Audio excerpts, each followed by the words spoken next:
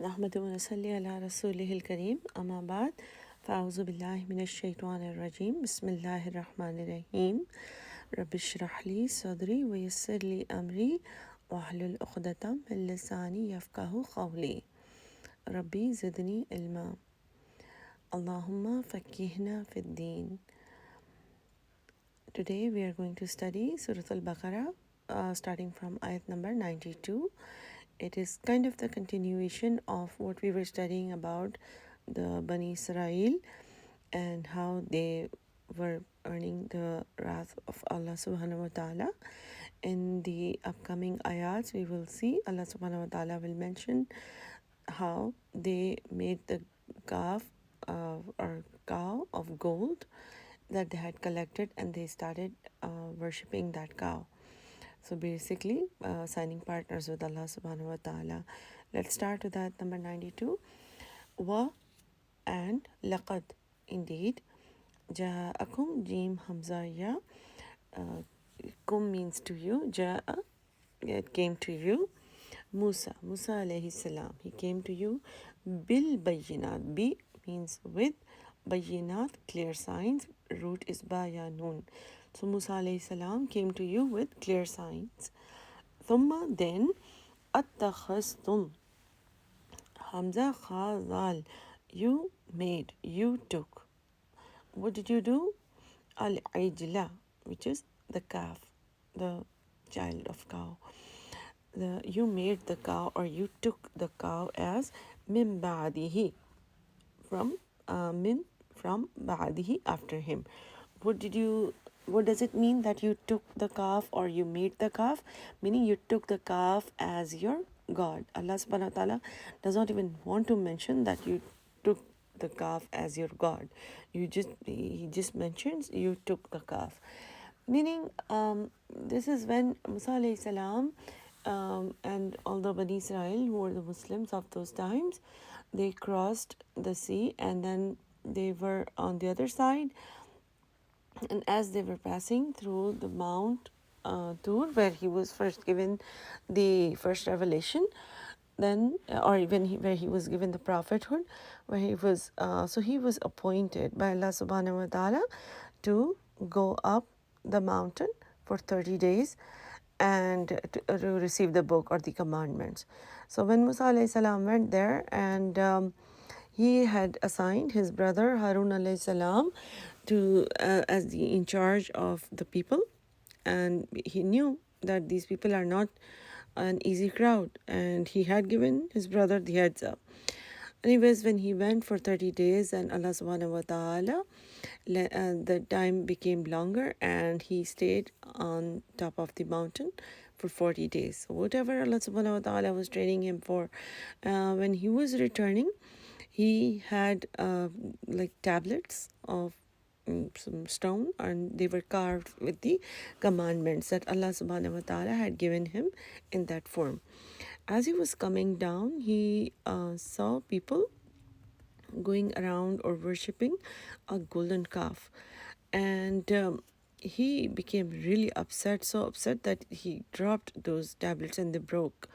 And he came and became upset at his brother. What did you do? He held his hair, and he was very upset and angry. And Harun alayhi salam told him that how people did not listen to him, and it would be really challenging if he had to make some he had to command them to leave or something like that. He wanted to keep the crowd calm till Musa alayhi salam would come back. So what happened behind Musa alayhi salam's back was that when he was not coming, or people became impatient, or some stories say that when he did not come back after 30 days as he had promised, so people started telling Harun alayhi salam that your brother was a liar and he was not really a prophet, and he just made us homeless, and now we have nowhere to go, and look, this is he did this to us and stuff like that. And they were really ungrateful kind of people, and they always were full of complaints. And this is not try to also learn and absorb from their story the parts that we do, the things that we do, like the ungratefulness, the impatience, the blaming others for something that is not seemingly apparently going right. So they what they started doing was just like small kids when they say, okay, I'm getting bored, I'm getting bored. Remember, there were some of those magicians as well who had become Muslims.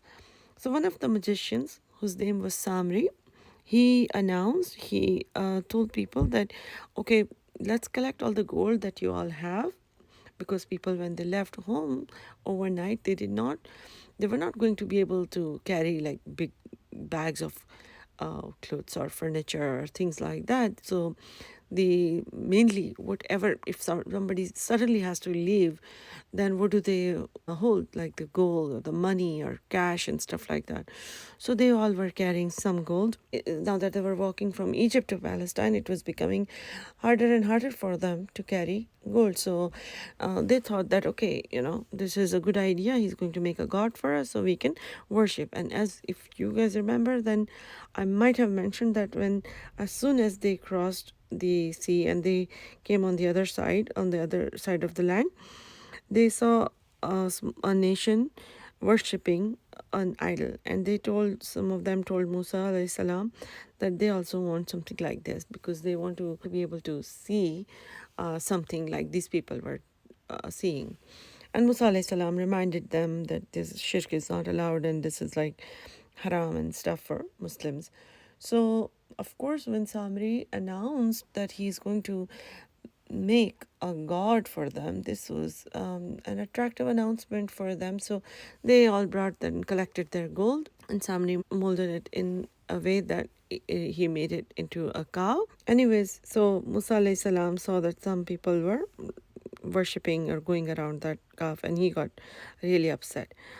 So this is what Allah subhanahu wa ta'ala is mentioning over here. Eventually what happened is that they did say tawbah. So if this was a huge crowd, so out of that, if there were around 10-12,000 people, then at least half or one third of them did shirk. So Allah subhanahu wa ta'ala eventually forgave them, but for the sins to be forgiven, some of the sins according to Allah subhanahu wa ta'ala's rules, the way to cleanse yourself of some of the sins, you have to bear the punishment in the dunya.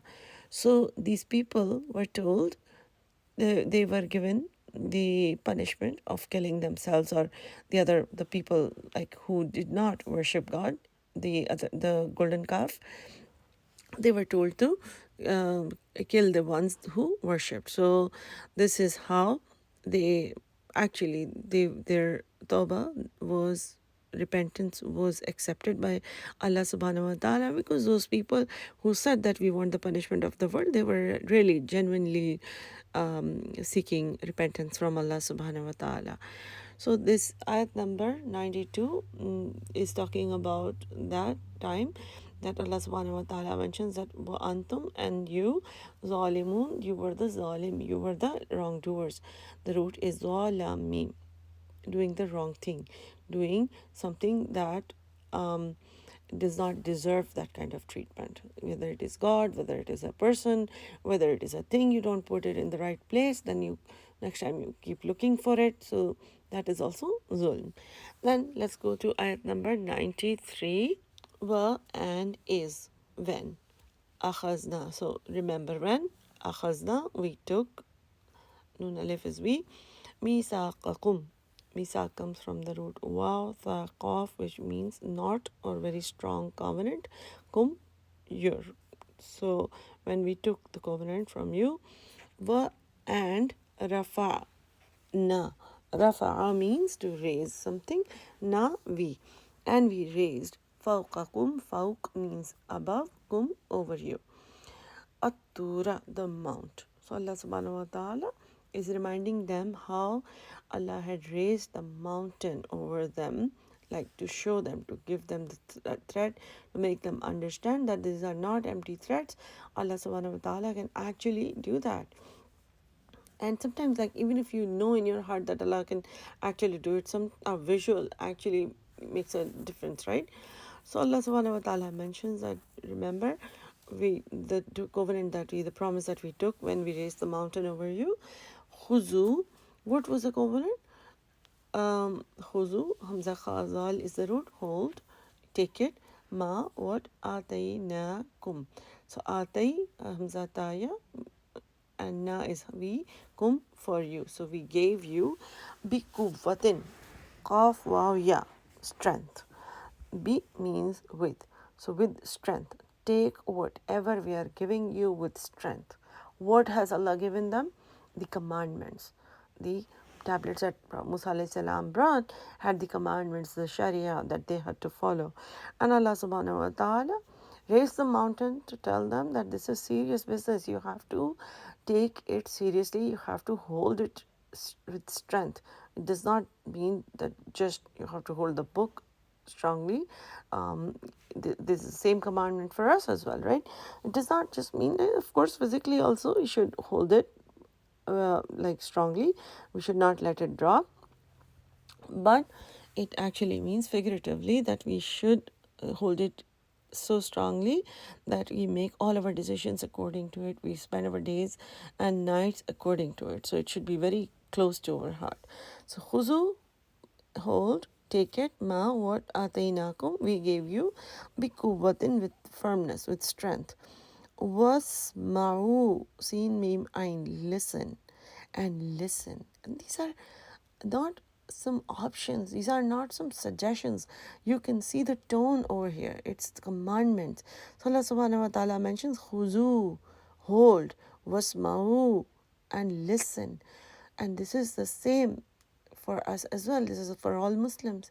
And listen. So when Quran, this is not me or somebody else saying, so Allah subhanahu wa ta'ala is telling us what to do with the book, with the ayats, with the verses that I give you. You have to hold it and listen. And listen means like not just hold it and keep it in your house and say, okay, I love Quran and I make beautiful covers for it and I have these beautiful shelf for this, or I have a collection of these kind of Quran. Wasma'u, meaning listen to it. Listen to what it says. Meaning you will only be able to listen to what it says when you're reading it or listening to it or going to a class or somebody's teaching you what it means and the tafsir and the explanation. That's what wasma'u means. And this is, you can see that Allah subhanahu wa ta'ala is giving it as a command. So you can see Allah mentions that He told the Bani Israel as well by showing them that this is how He can crush you all in 1 second, by showing them, by raising the mount over them and telling them. And Allah reminds them that this is how we took that covenant and you guys agreed with that. Qalu. What did you say? They said, Sami'na. Same root, Sami' means listen. Na, we heard it. Wa, and Arsayna. Ain Swadwa means disobedient. And we disobeyed because it's na. So Allah subhanahu wa ta'ala reminds them that this is how you reacted. And this is what you did. Washribu. Why Allah subhanahu wa ta'ala also mentions the reason now. Washribu shin raba means to drink. So you washribu, you had drunk. You were drunk. Fi qulubihim, in their hearts. Him means their, qulub is the plural of qalb, which means heart.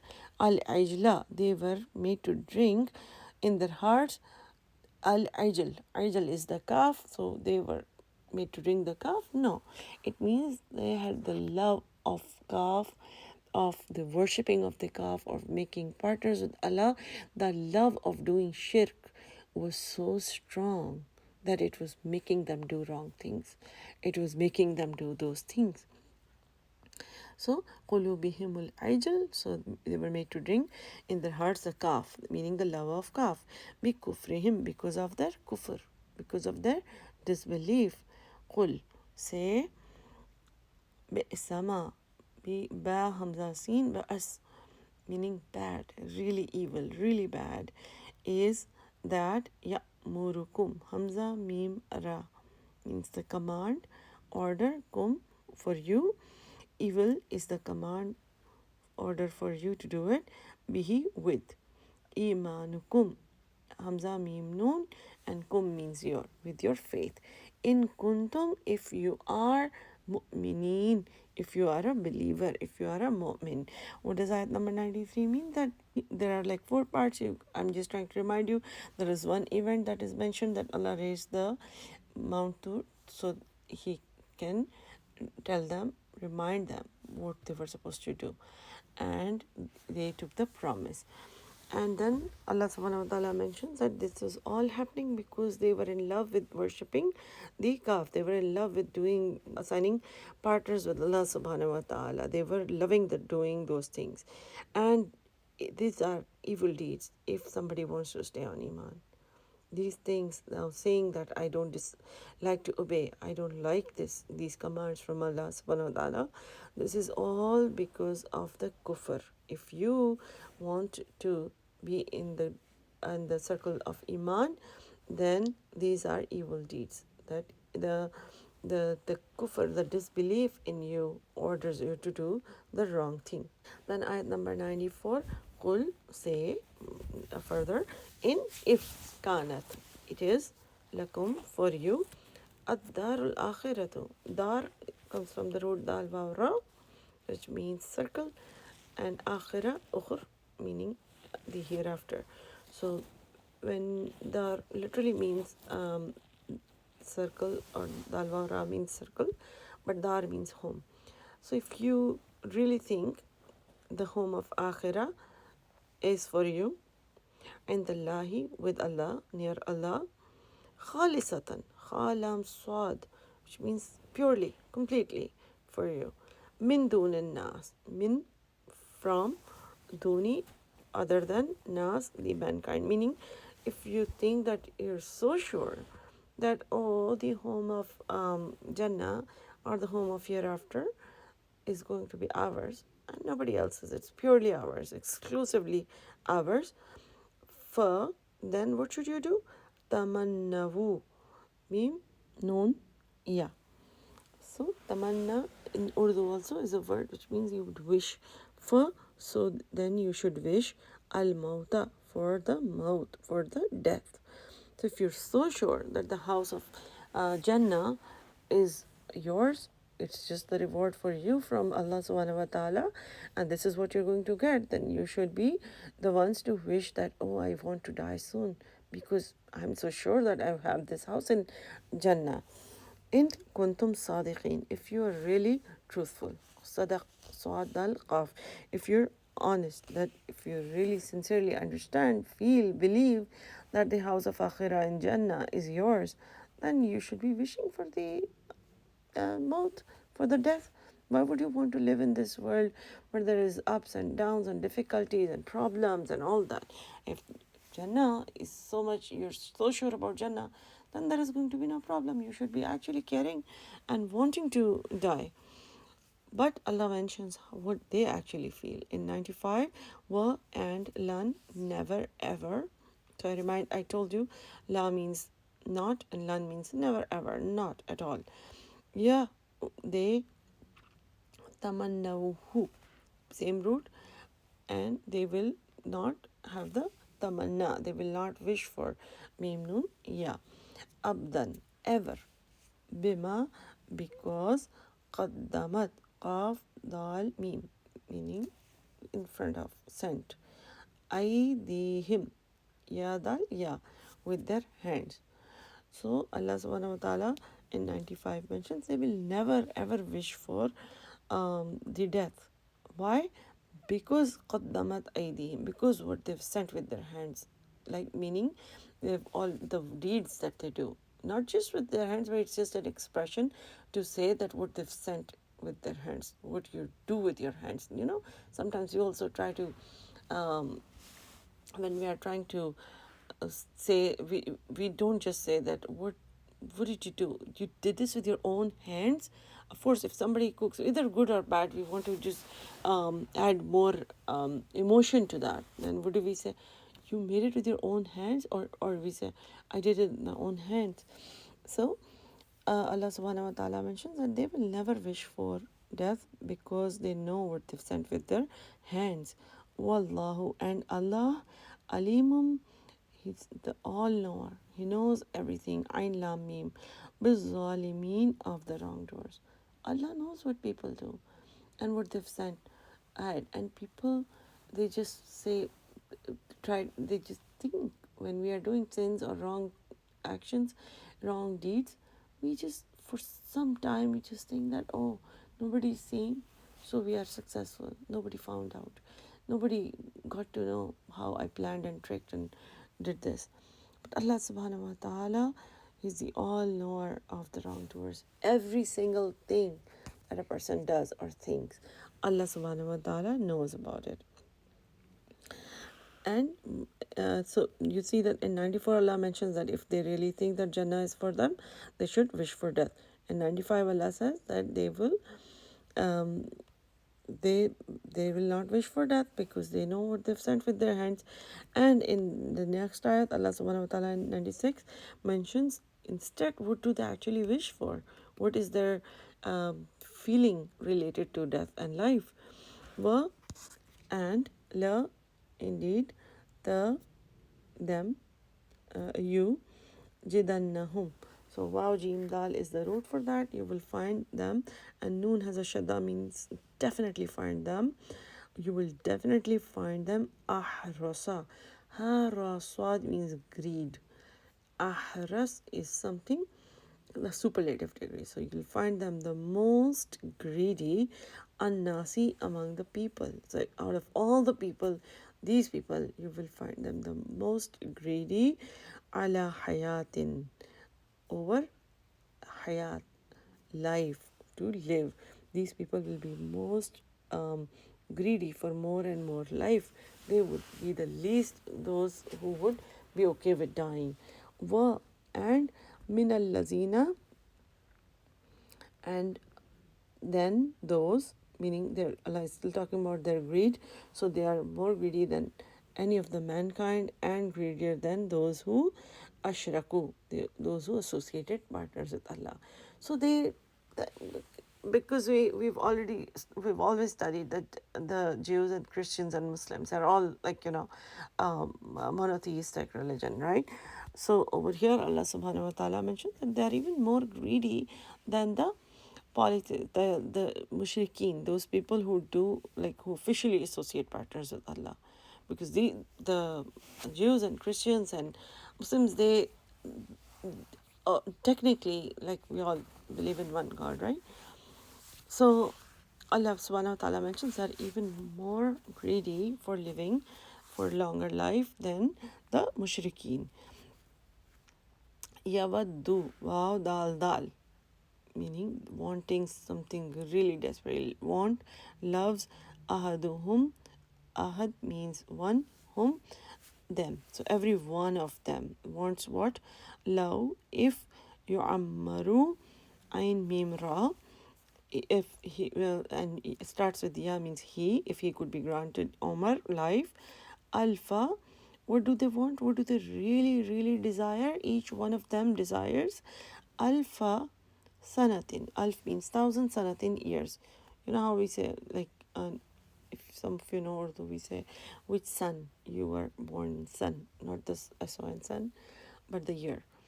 So so every one of them, each one of them wants 1,000 years for their life. Wama hua, but not hua, it, meaning what is it? The 1,000 years of life. Be muzahzihi, the root is 4 letters. Zahai. Very few words have 4 letters in the root. This was one of them. So Allah is mentioning, but even those 1,000 years, if they get, it cannot be muzahzihi. It cannot remove from them min al azabi, the azab. It cannot remove the azab. Even if they live very long, if they don't die for a very long time, it does not mean they can get away with the they cannot avoid azab. An yu'ammar, that he should be, like, ain mimra, he could be granted life. Wallahu, so even if, like, they are granted life, this life is not going to help him escape the punishment that is going to come for them. Wallahu, and Allah basirum, he is the all seer, like he can see everything. He has a basarat, baswadra, he sees everything. Bima, of what ya'malun, ain mim lam, whatever amal you do, whatever deeds you do. So Allah subhanahu wa ta'ala can see everything, and Allah knows everything.